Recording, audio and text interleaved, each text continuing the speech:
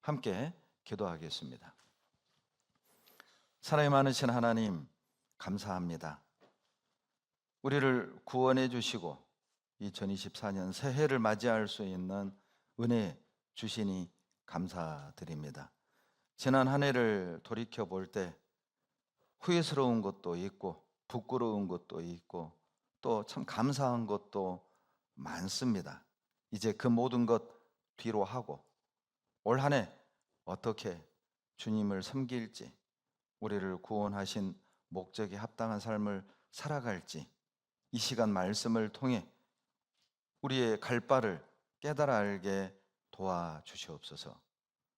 말씀을 통해 한 해 동안 삶의 목표를 정하고 주님을 향한 비전을 품는 시간이 되도록 하나님 축복해 주시옵소서.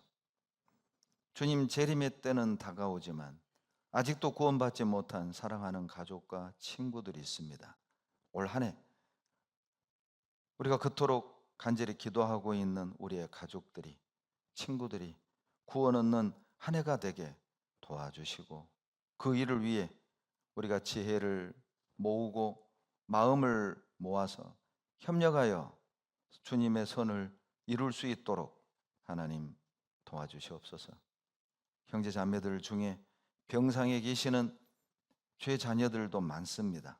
하나님 치료해 주시고 위로해 주시고 힘 주시기를 간구드립니다. 올 한 해 영육 간에 건강한 모습으로 하나님을 찬양하고 교회를 세우고 영혼을 건지며 서로 사랑하고 주님의 빛과 향기를 다 나타내는 우리 형제자매들 되도록 도와주시옵소서. 멀리 외국에서 복음 위해 수고하시는 선교사님들과 그 가정에도 은혜로 채워주시고 특별히 저희 평택과 후원 관계를 맺고 있는 멕시코 캄페체 교회, 에스카레스가 교회, 칠레 이끼께 교회, 일본 고리야마 교회 든든히 세워주시고 안덕근 선교사님, 서보송 선교사님, 그리고 야마기 전도사님, 신보윤 선교사님, 김경희 선교사님, 권건남 선교사님, 그리고 그 가족들 건강과 안전 지켜주시고 은혜로 채워주시기를 간구드립니다. 올 한 해 우리 평택교회를 통해서 많은 영혼이 구원 얻어 하나님께 영광이 되고 우리의 기쁨이 되도록 축복해 주시고 교회 안에 더 충성된 좋은 일꾼들 많이 세워주시옵소서. 우리 형제자매님들 각 가정에 평안을 주시고 모든 식구들이 같은 믿음과 소망 안에 거할 수 있도록 은혜로 채워주시옵소서. 이 시간 성령께서 우리 가운데 도로 역사하셔서 각 사람의 마음을 감동시켜 주시고 변화시켜 주시고 말씀으로 이끌어 주시옵소서. 우리를 사랑하시는 예수님 이름으로 감사하며 기도드렸습니다. 아멘. 마태복음 4장 18절로 22절입니다. 마태복음 4장 18절로 22절입니다. 신약성경 마태복음 4장 18절로 22절 다 같이 읽겠습니다. 마태복음 4장 18절로 22절입니다. 갈릴리 해변에 다니시다가 두 형제 곧 베드로라 하는 시몬과 그 형제 안드레가 바다에 그물 던지는 것을 보시니 저희는 어부라 말씀하시되 나를 따라오너라 내가 너희로 사람을 낚는 어부가 되게 하리라 하시니 저희가 곧 그물을 버려두고 예수를 좇으니라. 거기서 더 가시다가 다른 두 형제 곧 세베대의 아들 야고보와 그 형제 요한이 그 부친 세베대와 한 가지로 배에서 그물 깁는 것을 보시고 부르시니 저희가 곧 배와 부친을 버려두고 예수를 좇으니라. 이 마태복음 4장에는 1절부터 마귀에게 시험을 받는 예수님의 모습이 나오죠. 그리고 그 시험을 통과한 후 이제 예수님의 공생애가 시작이 됩니다. 주님이 공생애를 시작하시면서 가장 먼저 하신 일이 뭐냐면 방금 본문으로 읽은 마태복음 4장 18절부터 해서 제자들을 부르시는 일을 가장 먼저 하셔요. 예수님은 하나님이시고 창조주이시지만 죄인들을 구원하는 일, 잃어진 영혼들을 찾는 일을 바로 제자들을 통해서, 하나님의 자녀들을 통해서 이루신다는 것을 알 수 있습니다. 그래서 주님 입장에서는 제자를 세우는 일이 너무 중요한 일이죠. 왜냐하면 그 제자들을 통해서 잃어진 영혼을 구원하고 또 멸망받을 심판 가운데 나아가는 영혼들을 살리는 일을 해야 하기 때문입니다. 그래서 제자를 부르시는 이 장면은 공관복음에 다 기록이 되어 있죠. 마태복음 4장, 마가복음 1장, 누가복음 5장에 동일하게 공관복음에 제자를 부르는 이 사건이 기록되어 있습니다. 그물을 던지는 베드로와 그 형제 안드레를 부르시고 그물을 깁고 있는 야고보와 그 형제 요한을 부르시는 이 모습을 통해서 하나님이 어떤 사람을 제자로 부르시는지, 또 어떤 사람을 낚는 어부가 되게 하시는지 뿐만 아니라 또 이 사건을 통해서 어떻게 사람을 낚는지 그 방법도 동시에 말씀하고 있습니다. 이 제자를 부르는 이 장면을 보면 하나님이 어떤 사람을 제자로 부르시고 어떤 사람을 통해서 일을 하느냐, 첫 번째는 바로 자기 일에 근면성실한 사람을 통해서 제자로 부르시고 사람을 낚는 것을 알 수 있습니다. 왜냐하면 18절에 굳이 이렇게 표현하거든요. 18절 보시면 갈릴리 해변에 다니시다가 두 형제 곧 베드로라 하는 시몬과 그 형제 안드레가 바다에 금을 던지는 것을 보시니 저희는 어부라. 그냥 이런 기록이 없이 그냥 갈릴리 해변에 다니시다가 베드로와 안드레를 만나서 그들을 제자로 부르시더라. 저희는 어부라. 이렇게 말씀하실 수도 있지 않습니까? 그런데 굳이 그 당시 예수님이 베드로와 안드레를 불렀을 때 그들이 무엇을 하고 있는지를 말하고 있거든요. 야고보와 요한도 동일합니다. 21절에 보시면 그냥 세베대 아들 야고보와 요한을 제자로 부르시더라. 이렇게 해도 될 텐데 그물을 깁는 것을 보시고 그들을 불렀다고 말씀하고 있거든요. 하나님이 누구를 사람을 낚는 어부로 부르십니까? 하나님이 어떤 사람을 통해서 사람을 낚는 일을 하십니까? 자기 일에 근면 성실한 사람을 통해서 어부되게 하시고 사람을 낚는다는 걸 의도적으로 보여주시는 겁니다. 실제 구약의 선지자를 부르는 장면을 보면 놀고 있는 사람을 선지자로 부른 예가 없습니다. 대표적인 예로 엘리야가 엘리사를 부를 때도 열왕기상 19장 19절에 보면 엘리사가 12결이 소를 밭 깔고 있을 때 그때 엘리야가 겉옷을 던지거든요. 겉옷을 던지는 것은 제자로 부르는 상징적인 행위입니다. 그 당시에. 그러니까 밭 가는 엘리사가 이 일을 하는 모습을 엘리야가 옆에서 눈여겨봤을 거 아니에요. 여러분, 사람은요 이 일하는 모습만 봐도 그 사람 성격 압니다. 그러죠? 막 빨리빨리 덤벙덤벙 일하는 거 보면 그 사람 성격 뭐예요? 덤벙덤벙이에요. 덤벙덤벙. 그러잖아요. 어떤 사람은 철저하게 계획을 세우고 꼼꼼하게 일을 하고 밭을 갈아도 그냥 줄을 쫙 맞춰서 가는 사람, 그 꼼꼼한 사람이잖아요. 근데 어떤 사람은 밭을 가는데 그냥 밭 일항이 그냥 엉망인데도 그냥 대충 허허하고 가. 그 사람 성격 대충이잖아요. 그러니까 일하는 것만 봐도 그 사람 인격, 그 사람 성품, 그 사람의 됨됨이를 알 수 있다니까요. 엘리야가 엘리사를 보는데 이거 선지자감인 거예요. 그러니 12결의 소를 밭 갈고 있는 엘리사를 제자로 부른 겁니다. 아모스 7장 15절에도 하나님이 아모스를 부르는 장면이 나옵니다. 아모스가 양떼를 따를 때 여호와께서 나를 데려다가 이렇게 말씀하고 있거든요. 놀고 있는 아모스를 부른 게 아닙니다. 여러분, 아모스는 직업이 두 개였죠. 양치기 그리고 또는 뽕나무 치는 사람이었어요. 그러니까 아마 양을 들에 보낼 때는 양치기를 하고, 그리고 이제 양이 우리에 있을 때는 아마 뽕나무를 가꾸는 일을 동시에 했었던 것 같아요. 양떼를 따를 때에 양을 치고 있는 아모스를 하나님이 부르셨습니다. 잠언 22장을 한번 찾아보시죠. 하나님이 어떤 사람을 부르시느냐, 어떤 사람을 통해서 사람을 낚는 일을 하느냐. 잠언 22장 29절입니다. 22장 29절 같이 읽겠습니다. 내가 자기 사업에 근실한 사람을 보았느냐?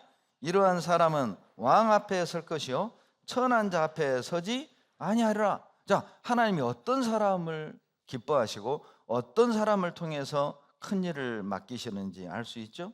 자기 일에, 자기 사업에 근실한 사람, 근면 성실한 사람은 왕 앞에 서게 될 거다. 더 큰 일을 한다는 뜻이잖아요. 그러죠? 여러분, 청와대 안에 들어가서 대통령 앞에 서려면 어때요? 그 정도의 능력, 또 뭔가 그 정도의 실력을 인정받아야 되는 거잖아요. 아무나 청와대 들어갑니까? 아무나 백악관에 들어갑니까? 왕 앞에 선다는 게 그런 뜻이에요. 더 중요한 일을 하게 될 것이며, 더 큰 일을 하게 될 것이며, 왕에게 더 신임을 얻게 될 거다. 하나님이 어떤 사람을 신임하느냐, 어떤 사람에게 더 크고 중요한 일을 맡기느냐. 자기 사업에 근면 성실한 사람이다.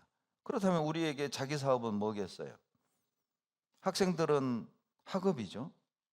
그리고 구원받은 그리스도인들은, 주부는 가정살림을 잘하는 거 자기 사업이겠잖아요. 직장인은 직장 생활에 충실하는 게 자기 사업이겠죠.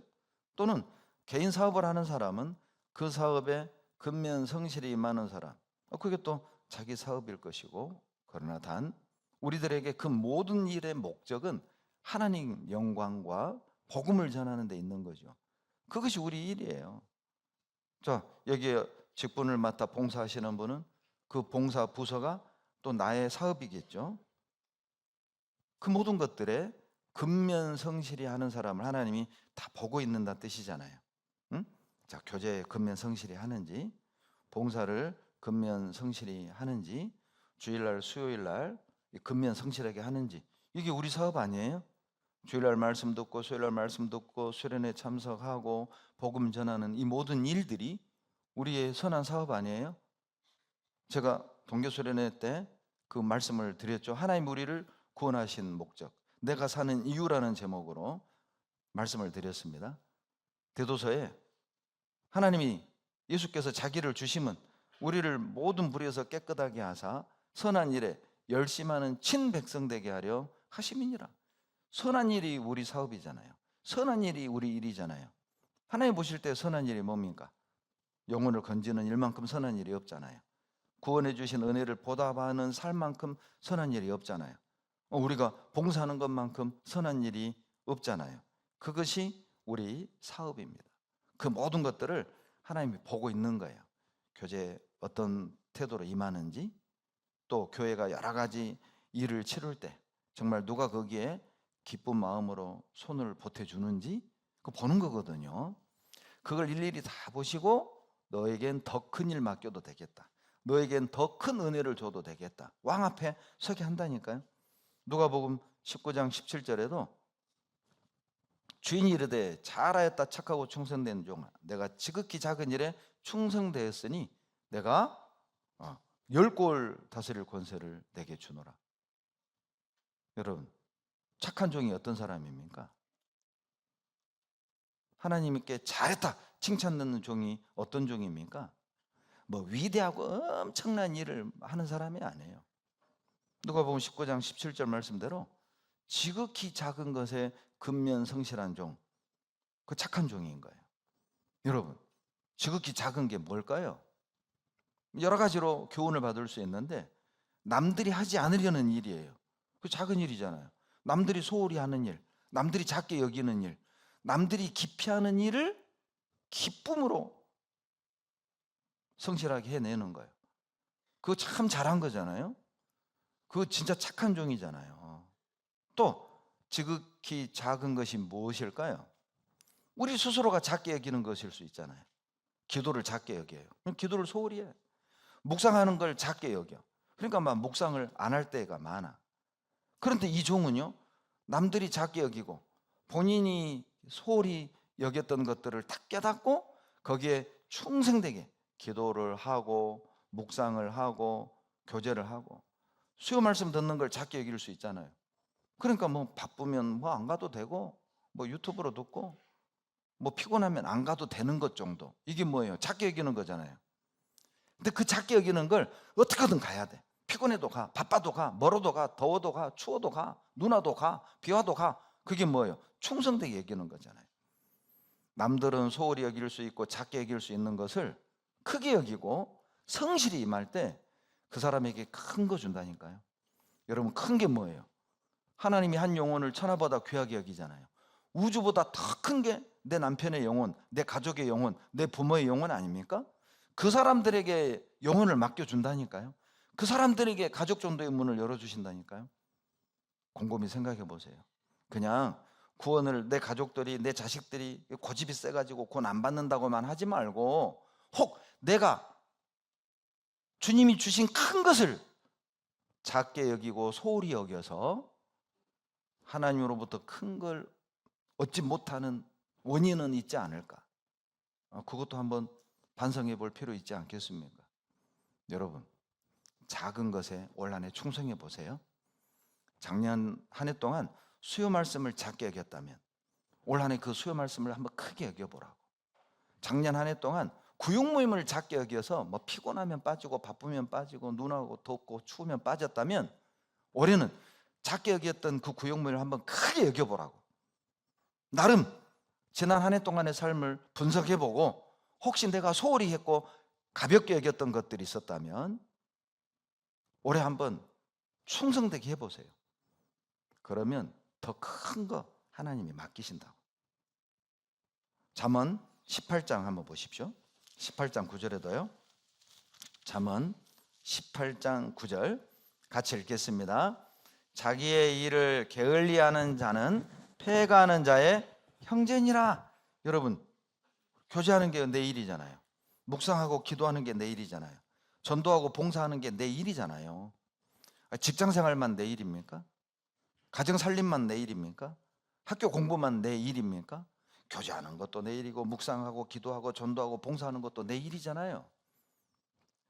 그런데 9절에 보면 그 자기 일을 게을리하는 사람은 잘 될 리가 없다 그 말입니다. 패가는 자의 형제라는 말은 잘 될 리가 없다 그 말이에요. 자기 일을 소홀히 하는데 전도가 잘 되겠습니까? 자기 일을 소홀히 하는데 가족 관계가 잘 풀리겠습니까? 이런 의미입니다. 여러분, 자기 일에 우리 성실해 봅시다. 지난 한 해 동안 우리가 봉사하는 것, 구역 모임, 수요 말씀, 묵상, 기도 혹시라도 가볍게 생각하고 되는 대로 했다면, 소홀히 했다면 올 한 해 마음을 탁 바꿔서 야, 이거 내 일인데 내 일에 충실해 보자. 나의 일인데 나의 일에 근면 성실해 보자. 그러면 하나님이 큰 거 주는 겁니다. 한번 그런 은혜를 직접 몸으로 경험하는 한 해가 되길 소망합니다. 또 하나, 하나님이 어떤 사람을 사람 낚는 어부되게 하냐면, 어떤 사람을 통해서 사람을 낚냐면 주님이 가신 길을 따르는 사람이에요. 그 사람에게 사람을 낚게 하셔요. 마태복음 4장 19절로 돌아갑니다. 거기 시를 껴놓으세요. 마태복음 4장 19절.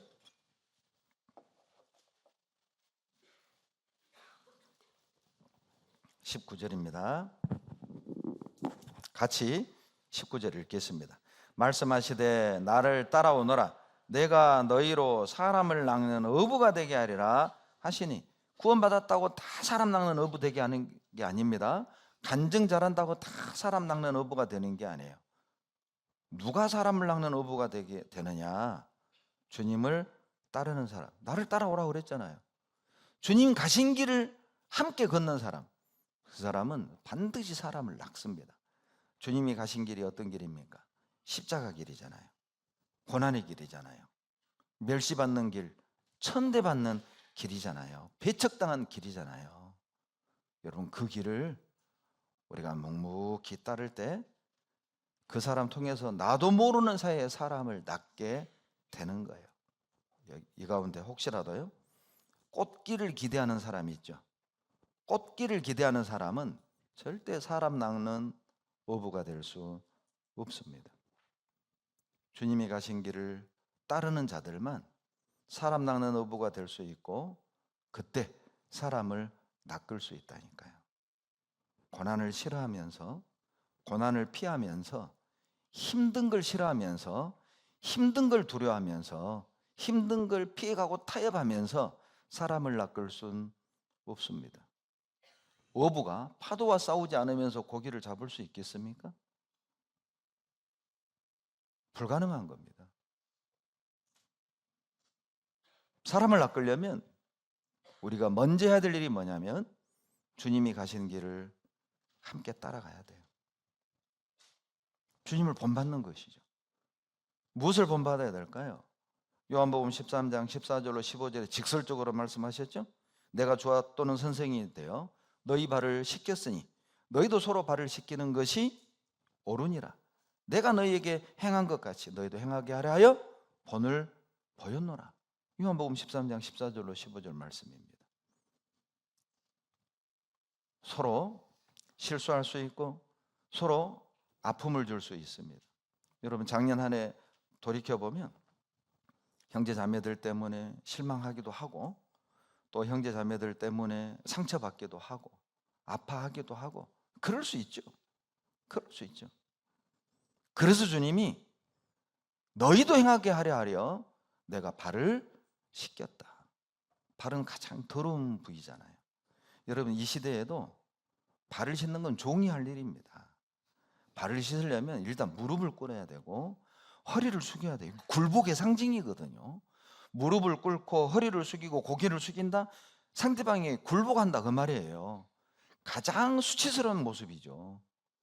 그런데 주님은 주와 선생이 되어서 무릎을 꿇고 허리를 숙이고 가장 더러운 부위, 유다가 당신을 팔 걸 알면서도 유다 발을 씻겼고 베드로가 3번 부인할 걸 알면서도 베드로 발을 씻겼단 말이죠. 왜? 너희도 그렇게 하라고. 여러분, 내 옆에 유다 같은 형제가 있을 수 있죠. 나를 팔아 넘기는 그런 엄청난 상처를 주는 사람이 있을 수 있고, 내 주변에 베드로 같은 사람이 있을 수 있잖아요. 실망시키고 말해요. 거짓말을 하고 위선적인 행동을 하고 말해요. 겉으로는 믿음 있는 척 하는데, 그런데 뒤로는 육신적인 모습을 보이는, 어떻게 저런 사람이 형제야? 어떻게 저런 사람이 자매야? 싶을 정도로 배신감을 느끼고 위선적인 형제자매를 볼 수도 있죠. 그럼에도 불구하고 그들의 발까지 씻어야 한다는 거예요. 그렇게 하라고 주와 선생이신 주님이 우리 발을 씻어주셨다는 거예요. 우리가 그 길을 따라야 된다니까요. 여러분, 그래야만 사람 낚는 어부가 될 수 있습니다. 나에게 상처를 주고 위선적인 신앙생활하는 형제자매들의 발까지 씻어줄 수 있어야만 사람을 낚는 어부가 될 수 있고, 내 가족을 낚을 수 있고, 내 부모를 낚을 수 있고, 내 남편을 낚을 수 있고, 내 자식을 낚을 수 있다니까요. 그것이 안 되니까 내 가족의 전도의 문이 열리지 않는 것일 수도 있지 않겠어요? 마태복음 11장 28절에는 나는 마음이 온유하고 겸손하니 내게 와 배우라. 마태복음 11장 29절이죠. 나는 마음이 온유하고 겸손하니 너희는 내게 와 배우라는 거예요. 뭘 배우라는 겁니까? 온유와 겸손입니다. 온유가 무엇입니까? 그냥 따뜻하고 그냥 부드럽고 그런 개념만이 아니라 주님이 말씀하시는 온유는 십자가를 지면서 묵묵히 순종하는 거예요. 고난은 중에도 묵묵히 견디는 것, 참는 것, 도망가지 않는 것, 피하지 않는 것, 그게 온유입니다. 그거 배워야 됩니다. 그거부터 배워야 됩니다. 고난을 피하지 않는 것, 고난을 중에도 묵묵히 자기 위치 지키는 것, 겸손하게 형제자매를 나보다 더 낮게 여기고 나를 더 낮추고, 그거부터 배워야 된다니까요. 주님이 가신 그 길을 가야 여러분 내 자식 낚을 수 있습니다. 내 부모 낚을 수 있어요. 내가 사람 낚는 어부가 될 수 있다고요. 마태복음 16장을 찾아봅니다. 마태복음 16장 24절. 마태복음 16장 24절입니다. 같이 읽겠습니다. 이에 예수께서 제자들에게 이르시되 아무든지 나를 따라오려거든 자기를 부인하고 자기 십자가를 지고 나를 좇을 것이니라. 여러분, 주님을 따르려면 그냥은 못 갑니다. 십자가 없이는 주님을 따를 수 없습니다. 주님을 따르려면 반드시 뭔가 하나를 매야 되는데 자기 십자가 지고 따르라는 거예요. 주님을 따르는 사람은 반드시 십자가가 있어요. 어떤 사람은 자식이 십자가입니다. 어떤 사람은 남편이 십자가입니다. 어떤 사람은 부모가 십자가고요. 어떤 사람은 가난이 십자가고, 어떤 사람은 건강이 십자가고. 주님을 따르는 사람은 다 십자가가 있다고. 저에게도 십자가가 있어요. 저의 십자가는 저 자신입니다. 내가 내 십자가예요. 참 그렇게 안 변하는지, 참 그렇게 어리석은지. 다 십자가가 있잖아요. 그런데 그거 지고 따르라고 하는 거예요. 나는 자식 때문에 봉사 못해, 남편 때문에 못 따라가, 이게 아니라 그걸 감수하고 따라가야 되는 거라고. 그래야 낚는다니까요. 그래야 사람을 낚는다니까요. 물살이 센 하천을 건너는 방법은 배낭에다가 무거운 돌을 담아서 그 가방을 메고 가는 거예요. 무거운 가방을 메고 하천을 건너는 이유는 거센 물살을 버틸 수 있기 때문이에요. 왜 하나님이 우리에게 십자가를 지고 따르라고 합니까? 그 십자가의 무게 때문에 세상으로 휩쓸려 가지 않는 거예요. 참 놀라운 이치죠. 나는 짐이라고 생각했던 그 십자가 때문에 우리가 세상과 구별되고 세상에 휩쓸려 가지 않는 하나님의 방법이었던 거예요. 그래서 주님을 따르는 모든 사람에게는 각기 하나씩 십자가를 주는 겁니다. 피하지 마십시오. 짐이라고 여기지도 마세요. 그것을 탓하면서 내가 해야 할 일과 내가 가야 될 길을 피하지 마라고. 나는 자식 때문에, 내 집 환경이 이런데, 내 직장이 이런데 내가 어떻게 이런 모습으로 봉사를 하고 교제를 합니까? 이거 다 해결해 놓고 하겠습니다. 아니요. 그건 주님이 십자가로 준 거라고.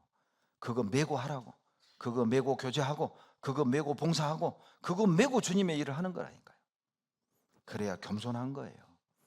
그 십자가 있으니까 우리가 겸손한 거라고.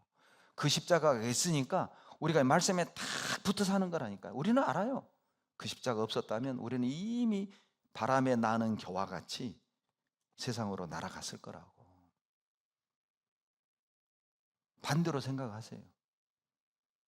십자가 핑계대지 말고 십자가 은혜로 알고 가는 겁니다. 또 하나, 여러분, 누구를 통해 사람을 낚는 어부 되게 하냐면, 어떤 사람을 통해서 사람을 낚냐면 순종하는 사람이에요. 사도 마태복음 4장 20절 보시죠. 마태복음 4장 20절입니다. 같이 읽겠습니다. 저희가 곧 그물을 버려두고 예수를 좇으니라.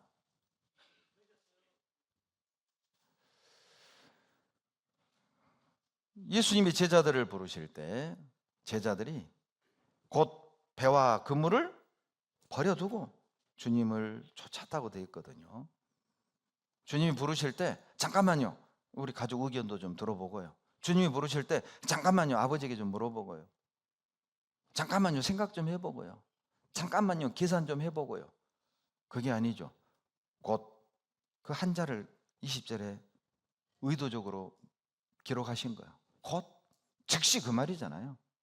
고민 안 하고, 주님이 이렇게 말씀하셨으니까 곧, 즉시 내 형편과 상관없이 주님의 뜻이라면 곧 즉시 버려두고, 여러분, 그물을 쥔 상태에서는 보세요. 그물을 쥐고 어떻게 주님을 쫓을 수 있겠어요? 예?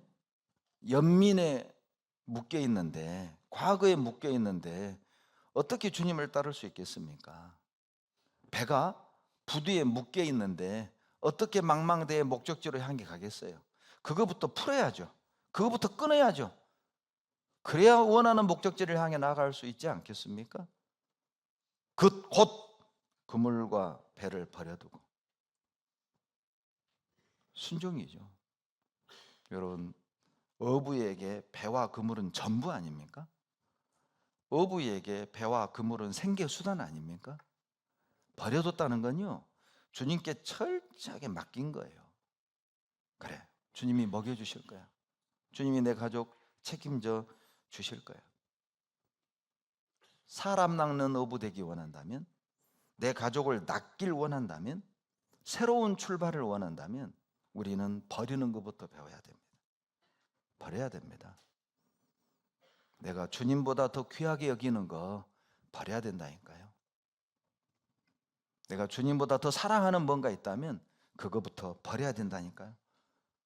그것이 베드로와 안드레처럼 생계의 수단일 수도 있고, 돈을 버는 그 무엇일 수도 있고, 물질일 수도 있고, 사람일 수도 있고, 자존심일 수도 있고, 게으름일 수도 있고, 내가 좋아하는 어떤 취미일 수도 있고, 다양할 수 있겠죠?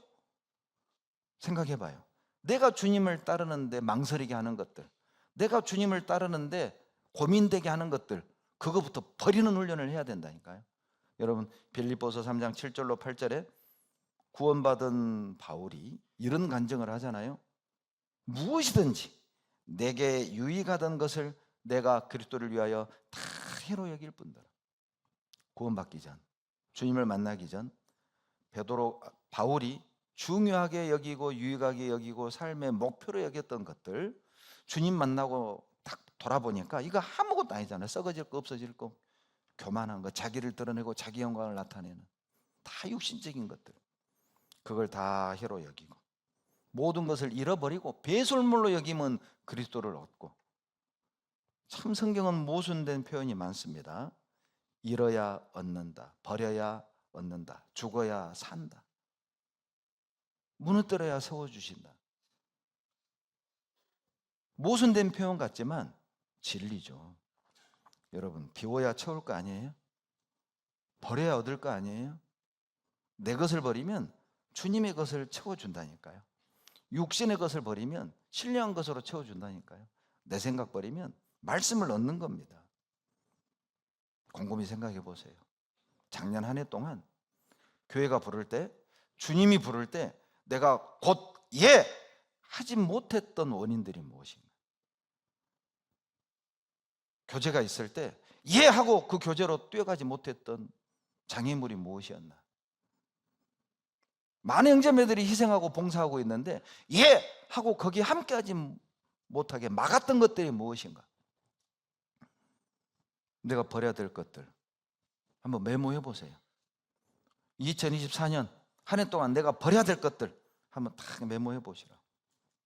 올 한 해 버릴 건 버립시다. 여러분, 그 결과 베드로와 안드레가 그 요한과 그리고 야고보가 곧 배와 그물을, 그 아비를 버려두고 주님을 좇은 결과가 무엇입니까? 베드로는요, 한 번의 설교로 3,000명 구원했잖아요. 만약 베드로가요, 나는 이 배 한 달 전에 산 거예요. 이거 새 거. 이거 내가 몇 년 모아가지고 산 배예요. 이 그물 최신형 고급 그물이에요. 이거 몇 번 좀 던져보고 다음에 쫓을게요.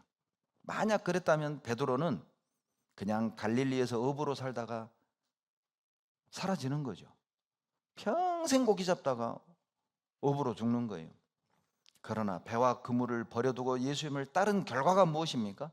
한 번 설교로 3,000명 구원 얻는 전도자가 됐잖아요. 그리고 성경에 기록됐잖아요.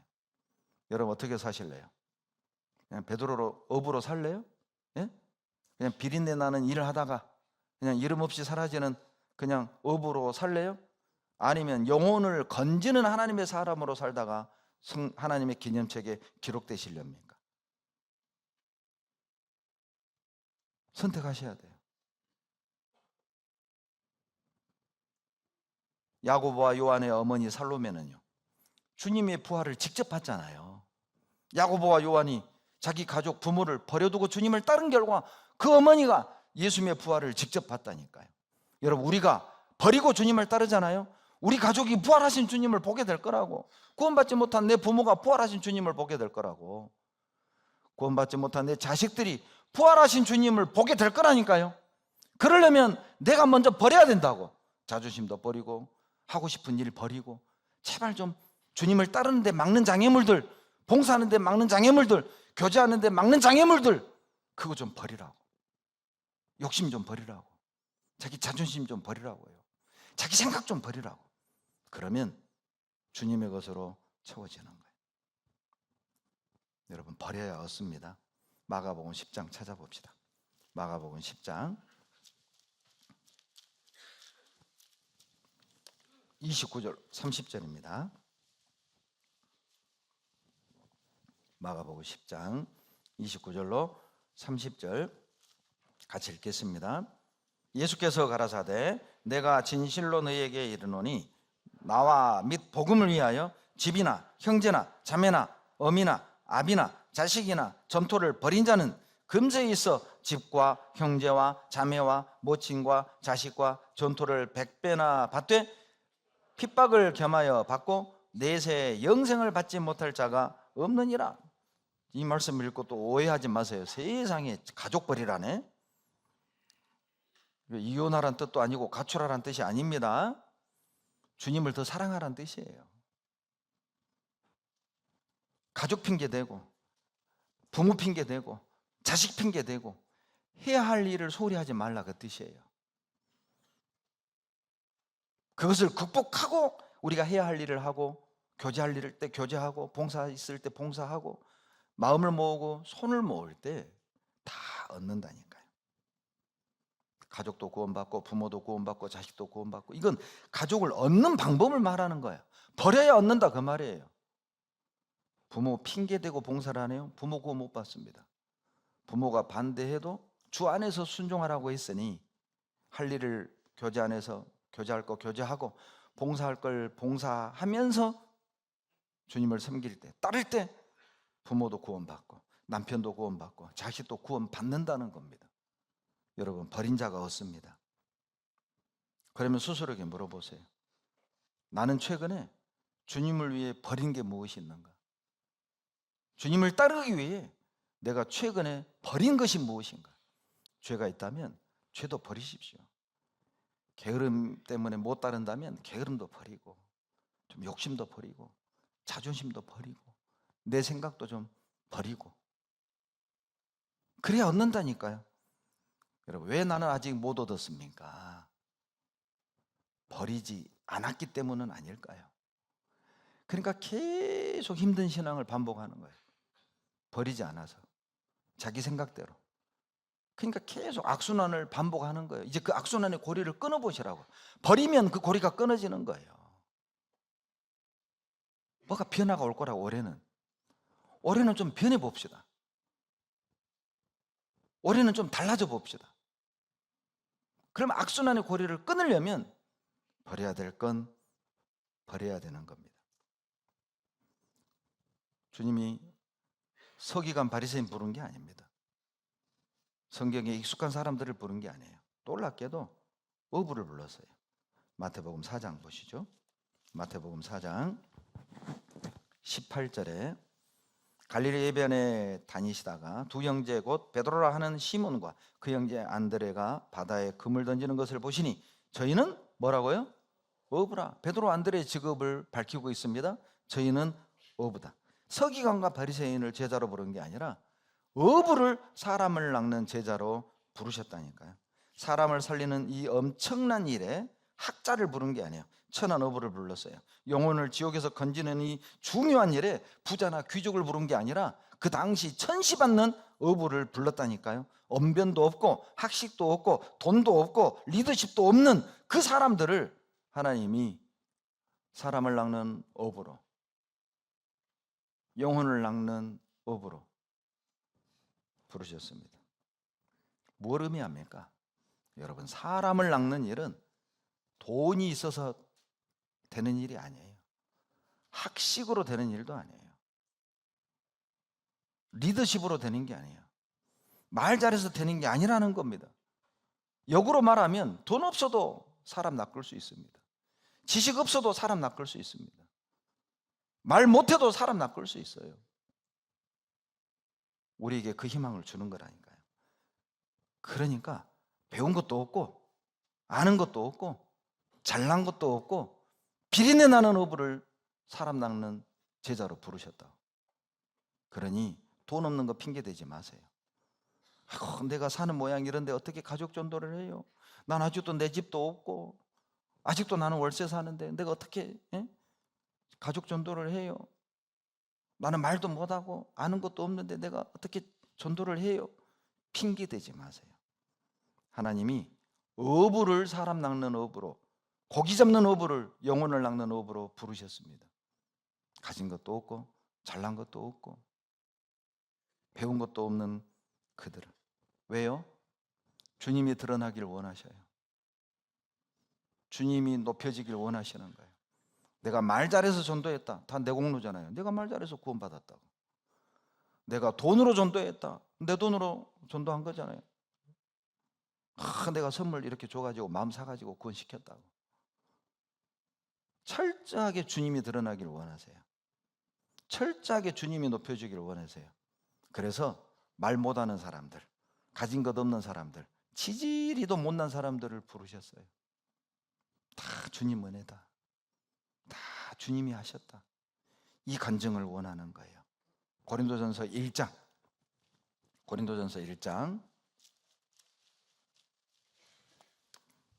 27절 27절로 29절 같이 읽겠습니다. 그러나 하나님께서 세상의 미련한 것들을 택하사 지혜 있는 자들을 부끄럽게 하려 하시고 세상의 약한 것들을 택하사 강한 자들을 부끄럽게 하려 하시며 하나님께서 세상의 천한 것들과 멸시받는 것들과 없는 것들을 택하사 있는 것들을 폐하려 하시나니 이는 아무 육체라도 하나님 앞에서 자랑하지 못하게 하려 하심이니라. 여러분, 왜 우리를 구원했습니까?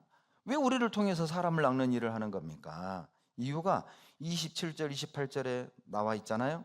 미련한 것, 약한 것, 천한 것, 멸시받는 것, 없는 것들. 우리는 이 5개 중에 하나에 포함된 사람이에요. 이 가운데는 이 5개가 다 포함된 사람도 있어요. 저 미련하고 약하고 천하고 멸시받고 없어도 그렇게 없어. 그래서 나를 부른 겁니다. 사람 자랑하지 말라고. 주님만 자랑하라고. 모든 게 주님의 은혜죠. 우리 주님이 하신 일이라고. 반대로 나는 없어서 전도 못해요. 아는 것 없어서 전도 못해요. 잘난 것 없어서 전도 못해요. 이런 핑계 대지 말라고. 사람을 낚는 일은 돈으로, 능력으로, 리더십으로 구별을 하는 게 아니라니까요. 그러니 그거 핑계대고 나 직장만 해놓고 가족 전도한다고. 나도 좀 배움 좀 많이 배운 뒤에 좀 사람들에게 당당하게 전도하겠다고. 틀렸어요. 사람을 낚을 땐 내가 어떤 사람이냐가 중요한 게 아니라 내가 누구 손에 붙들리느냐가 중요하다니까요. 주님께 붙들리면 선하고 없고 못나고 미련한 사람도, 베드로 같은 사람도 설교하고 3,000명 구원 받는 거 보세요. 베드로가 뭘 가졌습니까? 베드로가 어떤 학벌이 있었습니까? 베드로가 무슨 재산이 있었습니까? 그의 간증으로 3,000명 구원받는 거 보세요. 사도행전에 보면 베드로 설교를 보고 놀랬잖아요. 그 학식이 없는, 배움이 없는 범인으로 알았다가 말 잘하는 거 보고 놀랬잖아요. 그 베드로 능력 아니잖아요. 그거 배워서 된 게 아니지 않습니까? 주님께 붙들리면 우리 가진 것도 없고 아는 것도 없고 말 못해도 괜찮다니까요. 우리를 통해 주님이 가족 낚는다니까요. 내 친구들 낚는다니까요. 그러니까 제발 내 방법으로 돈도 모아놓고 집 좀 사놓고 뭐 좀 해놓고 이거 해놓고 나중에 주님이라 하겠다, 전도하겠다, 핑계대지 마시고. 왜 주님이 지금의 나를 구원했겠습니까? 배움이 없는 왜 나를 구원했겠어요? 배움이 없는 나를 통해 주님이 드러나길 원하셔요. 왜 가난한 나를 구원하셨겠어요? 가난한 나를 통해 일하겠다는 겁니다. 왜 집 없는 나를 부르셨겠어요? 집 없는 나를 통해서 하나님이 드러나기를 원한다니까요. 그래서 구원한 거예요. 그래서 우리를 부르신 겁니다. 그런데 없는 거, 집 없는 거, 가진 거 없는 거, 못난 거, 말 못한 거, 그거 핑계대고 봉사 미루고 전도 미루지 마시라고요. 그래서 구원했고, 그래서 우리를 부르신 겁니다. 여러분, 대통령이 한 영혼을 구원할 수 없습니다. 의사가 한 영혼을 구원할 수 없습니다. 과학자가 한 영혼도 구원할 수 없어요. 그러나 우리는 할 수 있지 않습니까? 지식으로 되는 게 아니지 않습니까? 사람의 능력으로 되는 게 아니지 않습니까? 리더십 있다고 되는 게 아니지 않습니까? 내가 어떤 사람이냐 중요하지 않습니다. 내가 누구 손에 붙들려 사느냐, 내가 누구를 따르고 있느냐, 그게 중요하다니까요. 그러면 사람 낚는 거예요. 우리 통해서 많은 사람이 낚이는 거라고. 여러분, 왜 사람을 낚는 어부가 되게 한다고 그랬을까요? 어부가 고기 잡는 방법하고 우리가 사람을 전도하는 방법이 비슷하거든요. 거기서 지혜를 얻으라는 겁니다. 고기 잡는 어부들에게서 사람을 낚는 방법을 배우라는 거예요. 여러분, 어부들은요, 고기 잡으러 가기 전에 반드시 들어야 되는 게 있어요. 뭘 들어요? 응? 그러죠. 날씨, 일기예보. 여러분, 반드시 어부들은 일기예보를 듣습니다. 여러분, 사람을 낚으려면 반드시 일기예보 들으세요. 이게 일기예보잖아요. 말씀을 들어야 됩니다. 베드로 후서 1장을 찾습니다. 베드로후서 1장, 베드로후서 1장입니다. 19절 같이 읽겠습니다. 또 우리에게 더 확실한 예언이 있어 어두운 데 비치는 등불과 같으니 날이 새어 샛별이 너희 마음에 떠오르기까지 너희가 이것을 주의하는 것이 가아니라. 확실한 예언, 샛별. 여러분, 샛별 뜨는 거 보면 날이 곧 새겠네, 해가 뜨겠네, 동트겠네. 왜? 동트기 전 샛별이 가장 밝잖아요. 아는 것처럼 샛별을 주의하여 봐라. 그 샛별이 무엇입니까? 19절에 확실한 예언. 이 말씀만큼 우리에게 확실한 샛별 없잖아요. 이 말씀 잘 듣고 있다 보면, 주의 집중하다 보면 어때요? 주님 곧 오시겠네? 금방 알잖아요. 여러분, 말씀에 집중하십시오. 그래서 올 한 해 여러분, 이 말씀에 집중하는 습관을 좀 가지셔야 돼요. 이 말씀에, 주일 말씀에만 집중해도 우리 삶은 확연히 달라질 수 있습니다. 그리고 어부들은요, 고기 잡다 막 풍랑이 일면 어디로 피해요? 항구로. 여러분, 우리에게 항구가 있잖아요. 우리에게 피난처가 있잖아요. 바로 하나님이시죠. 시편 46편 1절에 하나님은 우리의 피난처시오. 시편 46편 1절 말씀입니다. 여러분, 우리가 신앙생활 하다 보면 큰 파도 만납니다. 가난이라는 파도도 만나고, 남편이라는 파도, 자식이라는 파도, 건강이라는 파도, 우리의 신앙을 그냥 어떻게 삼켜버릴 것 같은 그런 무서운 상황들 만나잖아요. 그때 에라 모르겠다 하지 말고 항구로 피하라고, 주님께 피하라고. 그때 빨리 교회로 피하라고. 교회가 도피처잖아요. 교제가 도피처잖아요. 우리 안에 주님이 계시잖아요. 그리고 어부는 고기를 기다리지 않습니다. 찾아다니죠. 요즘 막 초음파로 고기를 막 때를 찾아다니잖아요. 그래서 여러분, 구원받은 주님의 사람 낚는 어부들은 누가 와서 구원받을 때까지 기다리는 게 아닙니다.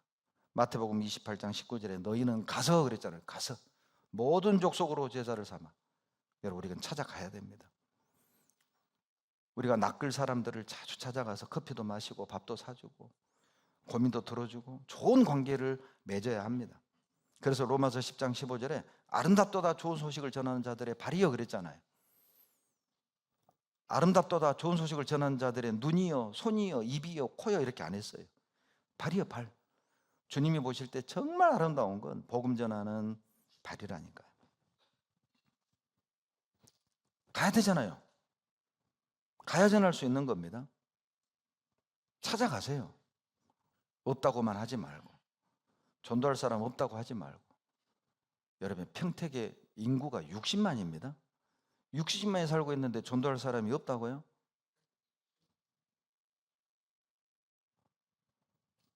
지난번 시애틀 선교를 다녀오는데 마치고 이제 공항을 가는데요, 세상에 공항 입구에서 막 나눠주는 사람들이 거기도 있더라니까.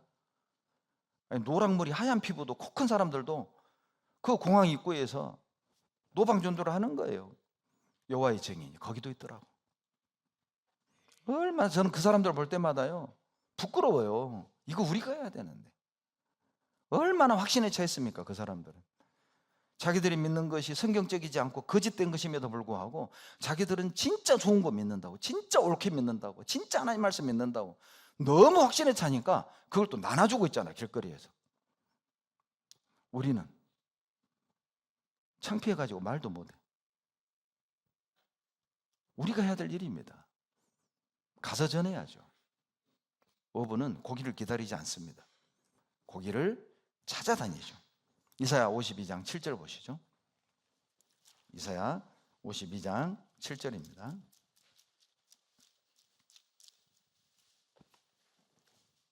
(52장 7절) 같이 읽겠습니다. 좋은 소식을 가져오며 평화를 공포하며 복된 좋은 소식을 가져오며 구원을 공포하며 시온을 향하여 이르기를 내 하나님이 통치하신다 하는 자의 산을 넘는 발이 어찌 그리 아름다운고. 여러분, 산을 넘어야 아름다운 소식을 전할 수 있습니다. 우리가 복음을 전하려면 넘어야 될 산이 많아요. 우울감의 산, 외로움의 산, 가난의 산, 핍박의 산, 피곤의 산, 게으름의 산, 물질의 산, 그런 산을 다 넘어야 아름다운 소식을 전할 수 있습니다. 그러니까 하나님이 이 복음 전하는 게 보통 일이 아니기 때문에 아름다운 발이라고 한 거예요. 전도하는 게 절대 쉬운 게 아닙니다. 때로는 욕도 먹고 오해도 받고 비난도 받고 가족에게 왕따도 당하고 그 산 다 넘어야 전하는 거예요. 그런데 그게 싫어가지고, 그게 무서워가지고 입을 딱 다물어 누구도 구원 못 받는 거예요. 가족들. 작년 한 해 구원받은 가족이 누굽니까? 작년 한 해 나를 통해서 구원받은 사람이 누구입니까?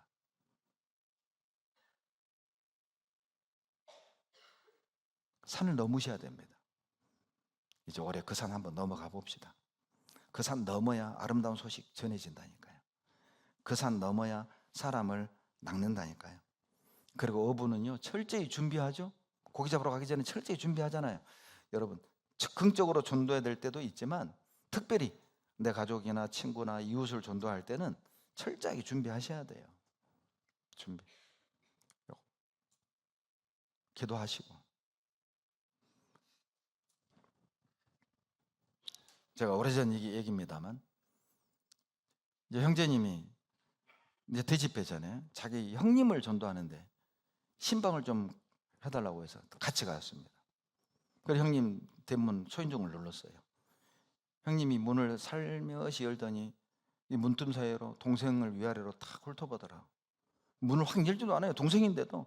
그리고 뭐라고 내뱉냐면, 다음 주에 또 전도 집회 있냐? 아이고, 제가 그 얘기를 듣고요 그냥 너무 얼굴이 뜨뜻했던 거예요. 가까운데 형님이 살아요. 그런데 형님하고 왕래를 안 해, 동생이. 꼭 전도 집회 때만 가는가 봐요. 그러니까 형님이, 이놈이 괘씸한 거라. 평소에는 형 찾아보도 않고 자기 교회 전도 집회 있을 때만 찾아와. 그러니까 형이 화가 난 거야. 그러니까 말 안 해도 딱 얼굴 쳐다보더니 다음 주에 또 전도 집회냐? 그래서 그냥 돌아왔습니다. 그 형님 구원 못 받고 돌아가셨습니다.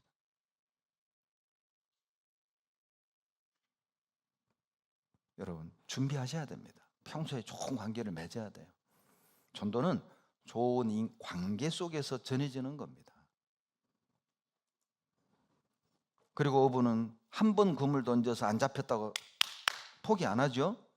잡을 때까지 여기도 던져보고 저기도 던져보고 또 저기도 던져보고 절대 포기 안 합니다.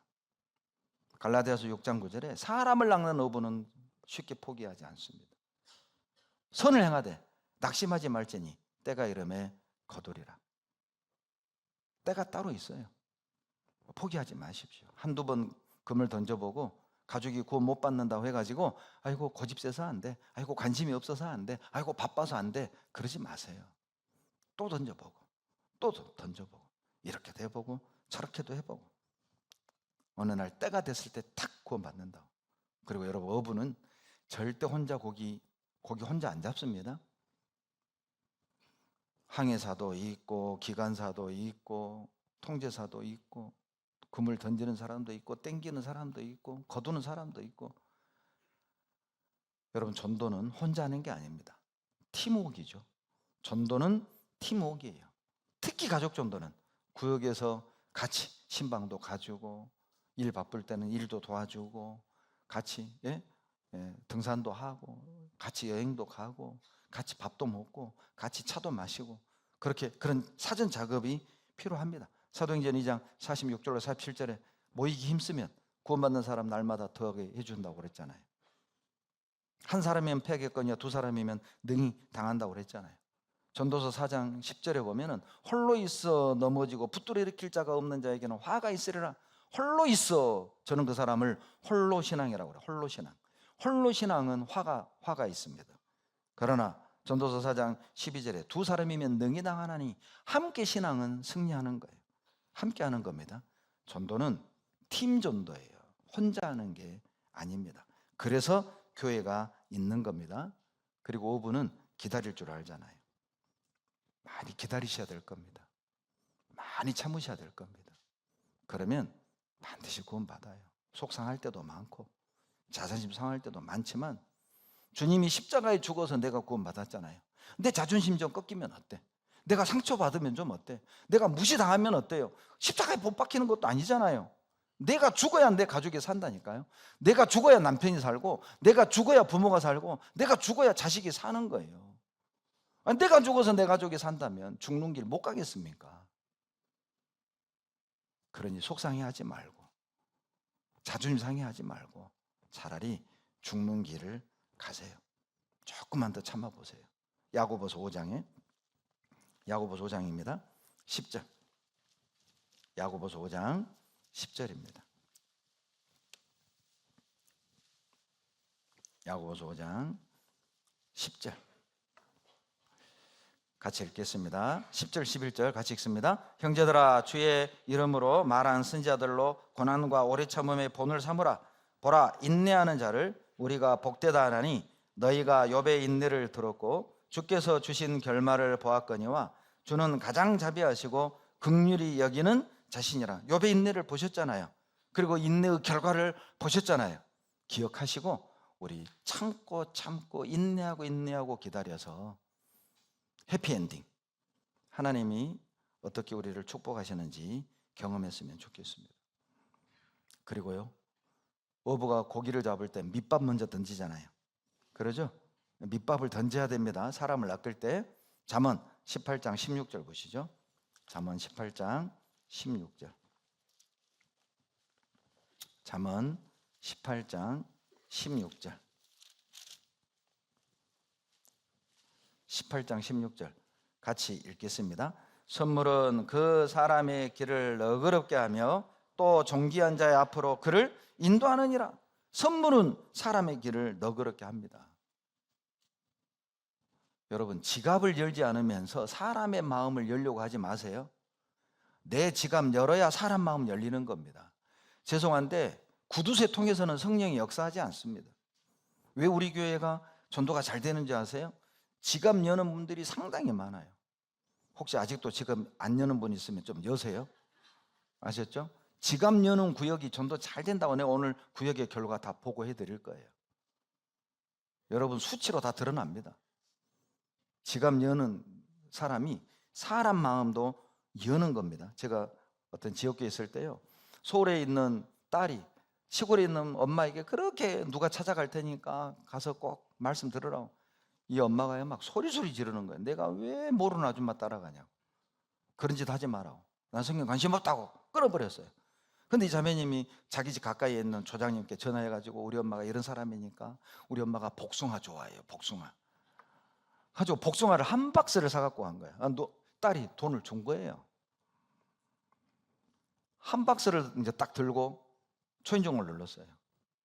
이 어머니가 씩씩거리면서 내가 보내지 말라니까 보냈어? 하고 문을 딱 열었더니 복숭아 한 상자가 먼저 눈에 확 들어온 거야. 내가 좋아하는 천도복숭아. 순간 이 어머니가 뭘 이런 걸 다 하고 들고 들어오라고. 그래가지고 그 다음날부터 말씀 듣고 구원받았잖아요. 구원받고 그분이 모두에 떼었던 간증입니다. 복숭아를 보는 순간 거절을 못하겠다라는 거예요. 그리고 뭐라고 하느냐, 내가 복숭아를 한 상자 받아 먹었으면 복숭아 값은 해야지 하고 복숭아 값을 하루 듣는 것으로 하려고 그랬대요. 하루 딱 갔대요. 갔더니 또 저녁밥을 사줬네? 밥을 얻어 먹었잖아. 이제 또 밥값을 해야 되잖아. 그 다음날 또 나왔대. 이틀 딱 듣는 순간 이거 봐라, 이거 내가 생각했던 성경이 아니네. 들어봐야 되겠네. 끝까지 듣고 구원받았잖아요. 실제 내가 들었던 간증입니다. 선물은 사람의 마음을 녹입니다. 여러분 창세기 32장 20절에 형하고 원수지고 도망갔던 야곱이 이제 고향으로 돌아오는데 형이 무섭잖아요. 그러니까 그 자기 재산을 3등분 해가지고 먼저 보내는 거예요. 그리고 종들에게 시키죠. 형이 이거 뭐냐 물어보면 우리 주인이 형 에서를 위해 준비한 선물입니다. 한 번 딱 받았을 때 속으로 그랬을 거 아니에요. 에서가 이놈이 내가 그런다고 화 풀릴 줄 알아? 또 잔머리 굴리네? 또 두 번째 만났어. 이건 또 뭐냐? 예, 우리 주인 야곱이 형 에서를 위해 준비한 선물입니다. 야곱이 에서가 흔들리는 거죠. 이놈이 진심으로 뉘우쳤나? 세 번째 딱 만나서 동생이 형 앞에 무릎을 탁 꿇고 주인이라고 해요. 주인. 창세기 32장 20절에 예물로 형의 감정을 푼 후에 이렇게 돼 있어요. 여러분 전도하려면 감정부터 풀어줘야 된다니까요. 부부간에 감정이 있는 상태에서요, 여보 말씀 들어봐 그러면 받아들이겠어요? 니나 잘해 니나. 감정을 먼저 풀어줘야죠. 어떻게? 데릴라식 전도법. 데릴라식 전도법이 뭐예요? 데릴라가 삼손의 비밀을 알아내는 방법이 무릎을 베고 자게 했잖아요. 사사기 16장 19절에 무릎을 베고 자게 했어요. 그게 데릴라식 전도법이라니까요. 데릴라가 나쁜 여이지만은요, 그런 지혜는 배워야 돼요. 남편 전도하려면 무릎 정도는 줘야지. 그래야 마음을 탁 여는 거예요. 에스더식 전도법도 있죠. 아수르 왕이 너무 부인이 이뻐가지고 사랑스러워가지고 속은 뭐냐? 왕을 위해 잔치를 예비할 테니 오소서. 그리고 자기 민족 살렸잖아요. 그게 에스더식 전도법입니다. 남편을 위해 잔치해 본 적 있어요? 사랑하는 사람을, 내가 전도할 그 사람을 위해서 뭔가 기쁜 일을 한번 해보라고. 그 사람이 원하는 걸 한번 줘보라고. 그래야 그 사람 영혼을 낚는 거라니까요. 여러분 감정을 풀어주는 건 야곱식 전도법입니다. 한번 해보세요. 지갑을 열지 않고서 마음을 열 순 없습니다. 마태복음 4장 21절. 마태복음 4장 21절 돌아가 봅니다. 다 같이 21절 읽겠습니다. 거기서 더 가시다가 다른 두 형제 곧 세베대 아들 야고보와 그 형제 요한이 그 부친 세베대와 한 가지로 배에서 그물 깁는 것을 보시고 부르시니 그물 던지는 베드로 안드로를 부르시고 그물 깁는 요한과 야고보를 부르셨죠. 무슨 뜻이죠? 여러분 고기를 잘 잡는 것도 중요하지만 고기가 새어나가지 않게 구멍을 잘 메꾸는 것도 중요해요. 고기를 잘 잡는 것도 중요하지만 형제자매들이 구역에 안착을 잘 하도록 옆에서 잘 교제해 주는 사람도 중요하다니까요. 그래서 팀워크인 거예요. 어떤 사람은 전도를 잘해, 어떤 사람은 교제를 잘해줘. 그래서 딱 교제 뿌리 내리게. 여러분 고기 다 잡았는데 고기 놓쳐봐요. 얼마나 속상해. 저 멀리 있는 고기가 도망가는 건 속 안 상해요. 원래 못 잡았잖아요. 그런데 다 잡은 거 놓치면 막 잠이 안 와. 그것도 월척이요. 얼마나 화가 나요. 가지고 그 자리를 계속 가.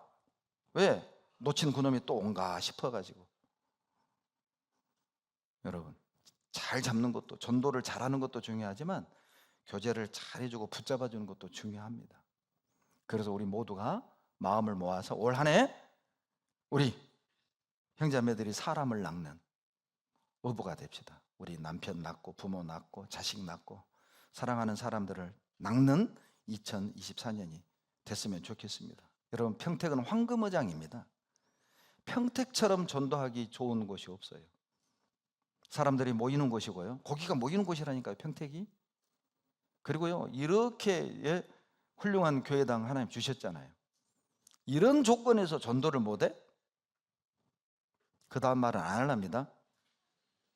네. 기도하겠습니다. 살아계신 하나님 감사합니다. 구원해 주신 은혜도 감사한데 생명의 말씀이 증거되는 교회 안에 인도해 주셔서 감사드립니다. 올 한 해 우리 모두가 사람을 낳는 어부가 되어서 교회를 영혼으로, 하나님이 사랑하는 영혼으로 가득 채울 수 있도록 하나님 우리 모두를 들어 사용해 주시옵소서. 우리를 사랑하시는 예수님 이름으로 감사하며 기도드렸습니다. 아멘.